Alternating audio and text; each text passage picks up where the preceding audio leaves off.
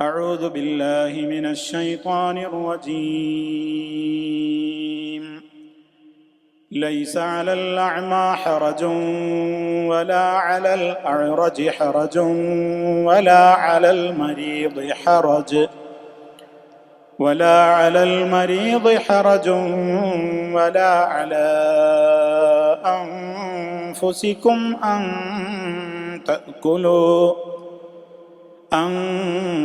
تأكلوا من بيوتكم أو بيوت آبائكم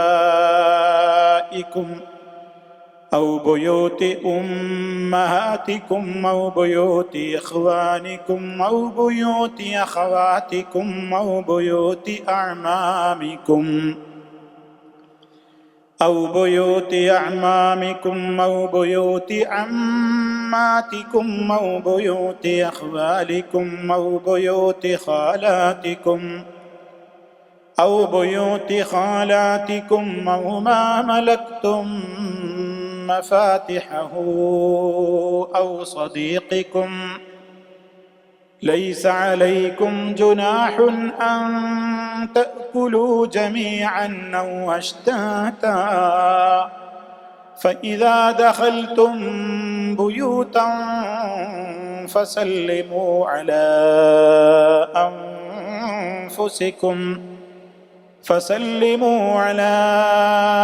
أنفسكم تحية من عند الله مباركة طيبة كذلك يبين الله لكم الآيات لعلكم تعقلون. സ്നേഹമുള്ള സത്യവിശ്വാസികളെ, സഹോദരങ്ങളെ, സൂറത്തുൻ നൂർ 61-ാമത്തെ അല്പം സുദീർഘമായ ആയത്താണ് ഞാൻ നിങ്ങളെ പാരായണം ചെയ്ത് കേൾപ്പിച്ചത്.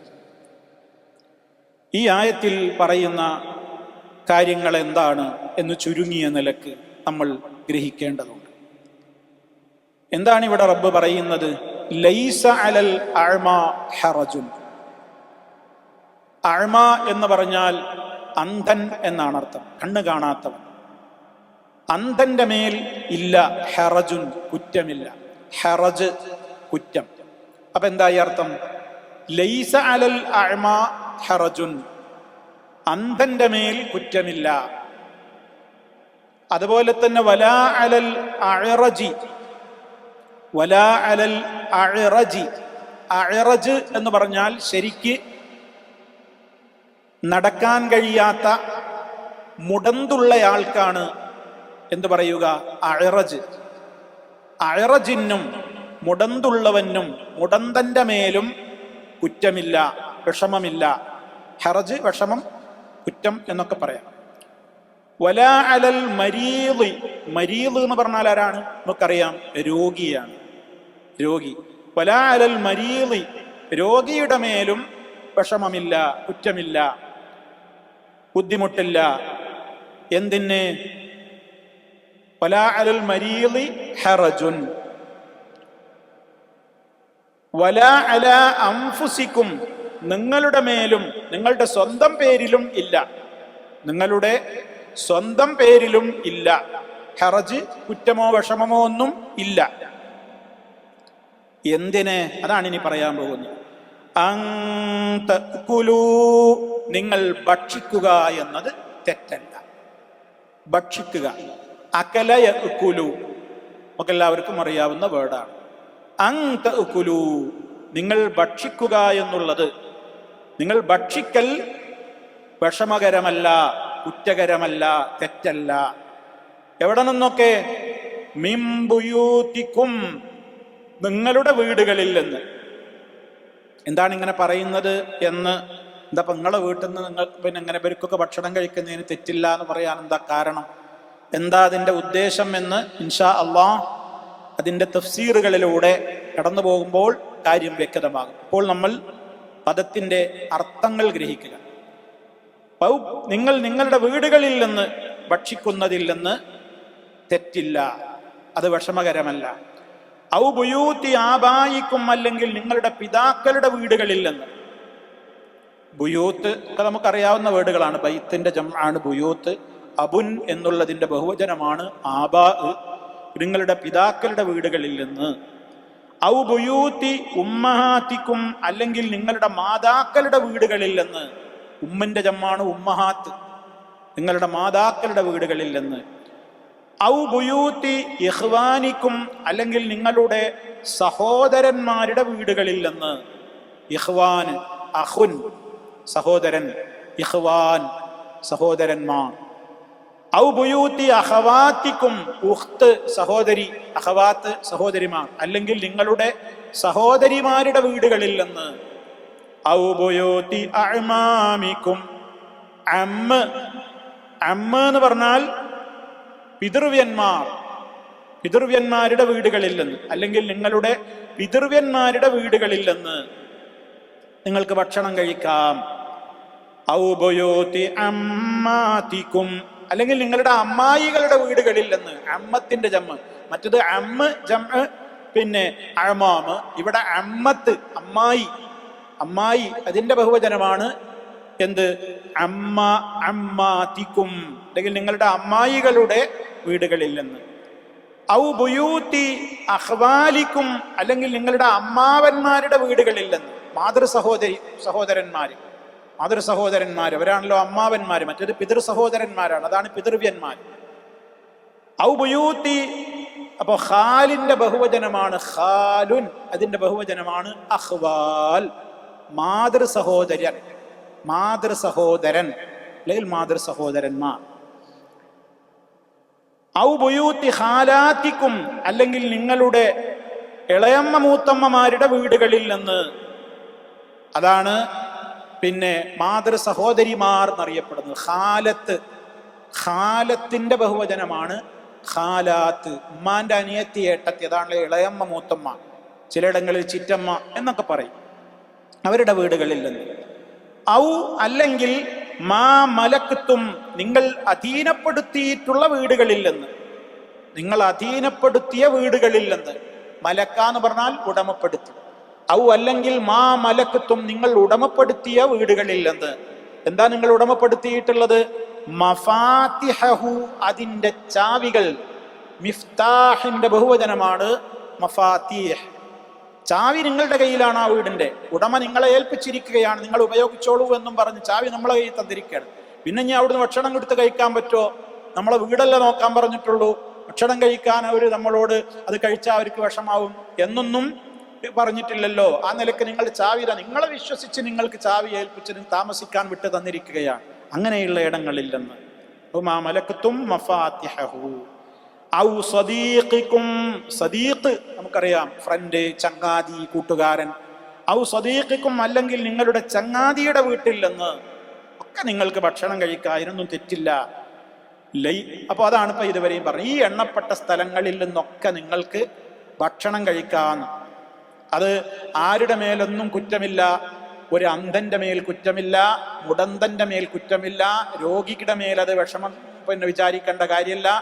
നിങ്ങൾക്ക് തന്നെയും നിങ്ങളുടെ മേലും അതൊരു വിഷമം വിചാരിക്കേണ്ടതില്ല. അവരുടെയൊക്കെ കൂടെ ഇരുന്ന് കഴിക്കാൻ പറ്റുമോ? അല്ലെങ്കിൽ ഇങ്ങനെ സ്ഥലങ്ങൾ, ഇപ്പോ മകന്റെ വീടൊന്നും ഇപ്പൊ ഇതിൽ പറഞ്ഞിട്ടില്ല, നിങ്ങളുടെ വീട് എന്നേ പറഞ്ഞുള്ളൂ, അല്ലെങ്കിൽ നിങ്ങളുടെ വാപ്പാരെ വീട് എന്നേ പറഞ്ഞുള്ളൂ. മകന്റെ വീട് എന്ന് പറയാതിരിക്കാൻ കാരണം മുഫസ്സിരീങ്ങൾ അവിടെ പ്രത്യേകം എടുത്ത് പറയുന്നുണ്ട്, മക്കളുടെ സ്വത്തും പിതാവിന്റെ സ്വത്തിനെ പോലെ തന്നെ പിതാവിന് അർഹതപ്പെട്ടതും പിതാവിന് അവകാശപ്പെട്ടതുമായതുകൊണ്ടാണ് പ്രത്യേകം അത് എടുത്തു പറയാതിരിക്കാൻ കാരണമെന്ന് മുഫസ്സിറുകൾ രേഖപ്പെടുത്തിയതായി കാണാൻ സാധിക്കും. ഇവിടെ പ്രത്യേകം എടുത്ത് പറയുന്നുണ്ട്. ഇബ്നു കസീർ റഹിമഹുല്ലാഹ് പറയുന്നത് നോക്കൂ, അന്നഹു ലം യനുസ്സ അലൈഹിം, മക്കളുടെ വീടിന്റെ കാര്യം ഇവിടെ എടുത്ത് പറഞ്ഞിട്ടില്ല. വലിഹാദസ്തദല്ല ബിഹാദാ മൻ ദഹബ, ഈ ആയത്തിനെ ലക്ഷ്യപ്പെടുത്തിക്കൊണ്ടാണ് പലരും അഭിപ്രായപ്പെട്ടത്. എന്ത്?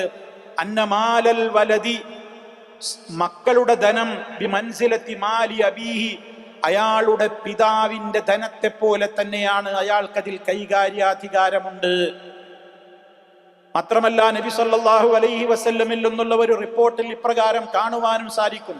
അല്ലാഹുവിന്റെ റസൂൽ ഒരാളോടൊരു ചോദ്യത്തിന് ഉത്തരം പറയുന്ന വേളയിൽ അവിടുന്ന് പഠിപ്പിച്ചു, അൻത വമാലുക ലിഅബീക, നീയും നിന്റെ മുതലും നിന്റെ വാപ്പാന്റെതാണ്.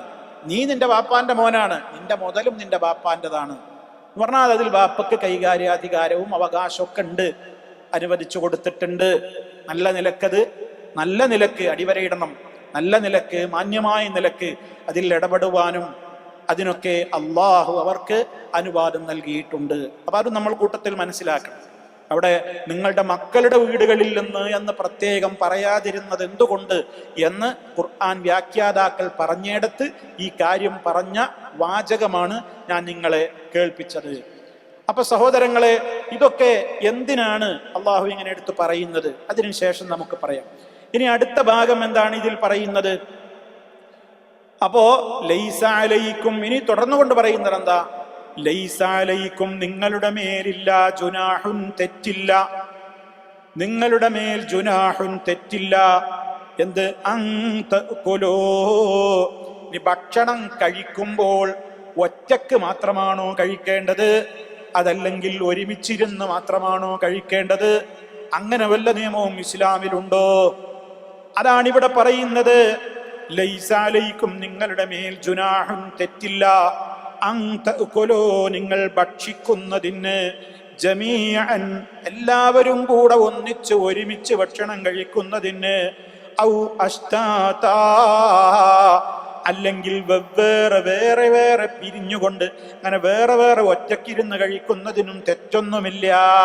പക്ഷെ ഉത്തമം ഒരുമിച്ച് കഴിക്കലാണ്, ഒരുമിച്ച് കഴിക്കലാണ്. അത് നമുക്കത് വിശദീകരിക്കുമ്പോൾ പറയാനുണ്ട്. ഇനി റബ്ബെന്താ പറയുന്നത്? ഫഇദാ ദഖൽതും, എന്നാൽ നിങ്ങൾ പ്രവേശിക്കുന്ന പക്ഷം, ഫഇദാ ദഖൽതും, ഇനി നിങ്ങൾ പ്രവേശിക്കുന്നതായാൽ, എവിടെ? ബുയൂതൻ, വല്ല വീടുകളിലും നിങ്ങൾ പ്രവേശിക്കുമ്പോൾ, നമ്മൾ മുമ്പ് പഠിച്ച നിയമം തന്നെയാണ്. ഫസല്ലിമൂ, അപ്പോൾ നിങ്ങൾ സലാം ചൊല്ലുവീൻ, അലാ അൻഫുസിക്കും, നിങ്ങൾക്ക് തന്നെ, നിങ്ങളുടെ സ്വന്തം ദേഹങ്ങൾക്ക് തന്നെ നിങ്ങൾ സലാം ചൊല്ലുവീൻ.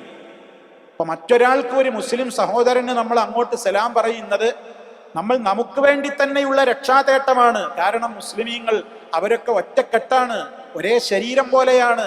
പ്രയോഗിച്ചത് എങ്ങനെയാണ്? മറ്റുള്ളവർക്ക് സലാം പറയുന്നതും തനിക്ക് തന്നെ സലാം പറയലായിട്ടാണ് ഇവിടെ പ്രയോഗിച്ചത് എന്നുകൂടി നമ്മൾ മനസ്സിലാക്കുക. ഇൻഷാ അല്ലാഹ് അതിന്റെ വിവരണമൊക്കെ നമുക്ക് പറയാനുണ്ട്. അപ്പൊ നിങ്ങൾ സലാം പറയണം. ആ സലാമിനെ കുറിച്ച് അല്ലാഹു തആല പരാമർശിക്കുന്നത് രണ്ട് വിശേഷണങ്ങളാണ്. തഹിയ്യതം മിൻ ഇൻദില്ലാഹി മുബാറകതൻ തയ്യിബ. കണ്ടോ, മൂന്ന് വിശേഷണങ്ങളാ പറയുന്നത്. തഹിയ്യതം മിൻ ഇൻദില്ലാഹ്, അല്ലാഹുവിങ്കൽ നിന്നുള്ള ഉപചാരം എന്ന നിലക്ക്. തഹിയ്യത്ത് കാഴ്ച സമർപ്പിക്കുക, അല്ലെങ്കിൽ ഉപചാരം എന്നൊക്കെ നമ്മൾ പറയാം. അതാണ് തഹിയ്യത്ത്. തഹിയ്യത്ത് ഉപചാരം, കാഴ്ച സമർപ്പിക്കുക എന്നൊക്കെ നമ്മൾ പറയും. അത്തഹിയ്യാത്തു നമ്മൾ നിസ്കാരത്തിൽ തശഹുദിന്റെ തുടക്കത്തിൽ പറയുന്നുണ്ട്. അപ്പൊ അള്ളാഹുവിങ്കൽ നിന്നുള്ള ഒരു ഉപചാരമാണിത്, കാഴ്ചയാണത്.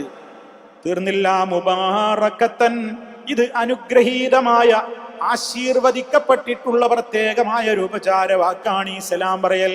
ബാറക്കത്താണ്, ഇതിൽ ഒരുപാട് ബറക്കത്തുണ്ട്. അതുപോലെ തന്നെ ത്വയ്യിബ, വളരെ പാവനമായ, ശുദ്ധമായ, ഏറ്റവും നല്ല ഒരു അഭിവാദ്യ വചനവുമാണിത്. ഇതിനോളം മെച്ചപ്പെട്ട ഒരു തഹിയ്യത്തിന്റെ വചനം വേറെ ഇല്ല. ഇതിനോളം മെച്ചപ്പെട്ട, ഇതിനോട് കിടപിടിക്കുന്നതോ ആയ മറ്റൊരു അഭിവാദ്യത്തിന്റെ വാക്കുകൾ വേറെയില്ല. അത്രക്കും വിശുദ്ധമായതാണിത്. ഇത് അല്ലാഹുവിങ്കൽ നിന്നുള്ള തഹിയ്യത്താണ്. തഹിയ്യത്തം മിൻ ഇൻദില്ലാഹ്, ഇത് മുബാറകത്തൻ, ഏറെ അനുഗ്രഹീതമാണ്, ത്വയ്യിബത്തൻ, ഏറെ വിശിഷ്ടവുമാണ്. ഇതൊക്കെ പറഞ്ഞ നിയമങ്ങളൊക്കെ പറഞ്ഞിട്ട് അള്ളാഹു പറയാണ്. ഈ സൂറത്തിൽ തന്നെ പല നിയമങ്ങൾ പറഞ്ഞപ്പോഴും അള്ളാഹു ഇപ്രകാരം അവസാനിപ്പിച്ചിട്ടുണ്ട്. എന്താ പറയുന്നത്? കദാലിക യുബയ്യിനുല്ലാഹു ലക്കുമുൽ ആയാത്ത് ലഅല്ലകും തഅഖിലൂൻ. കദാലിക, അപ്രകാരം, യുബയ്യിനുല്ലാഹു, അള്ളാഹു വിവരിച്ചു തരികയാണ്. ബയ്യന യുബയ്യിനു, അള്ളാഹു വിവരിച്ചു തരികയാണ്. ലക്കും, നിങ്ങൾക്ക്, അല്ലായാത്തി, ലക്ഷ്യങ്ങളെ. ആയത്തിന്റെ ബഹുവചനമാണ് ആയാത്ത്. ലക്ഷ്യങ്ങൾ അള്ളാഹു നിങ്ങൾക്ക് മുമ്പിൽ ഇങ്ങനെ വിവരിച്ചു തരികയാണ്. എന്തിന്? ലഅല്ലകും തഅഖിലൂൻ, നിങ്ങളാകുവാൻ വേണ്ടി. ലഅല്ലകും, നിങ്ങളാകുവാൻ, നിങ്ങളായേക്കുവാൻ. തഅഖിലൂൻ എന്തൊക്കെ നിയമങ്ങളാ അള്ളാഹു വിവരിച്ചു തരുന്നത് എന്ന് ശരിക്കും ചിന്തിച്ച് മനസ്സിലാക്കി അത് ജീവിതത്തിൽ ഉൾക്കൊള്ളാൻ വേണ്ടിയിട്ടാണ് അള്ളാഹു നിങ്ങൾക്ക് ഈ വിവരങ്ങളൊക്കെ വിവരിച്ചു തരുന്നത് എന്ന്.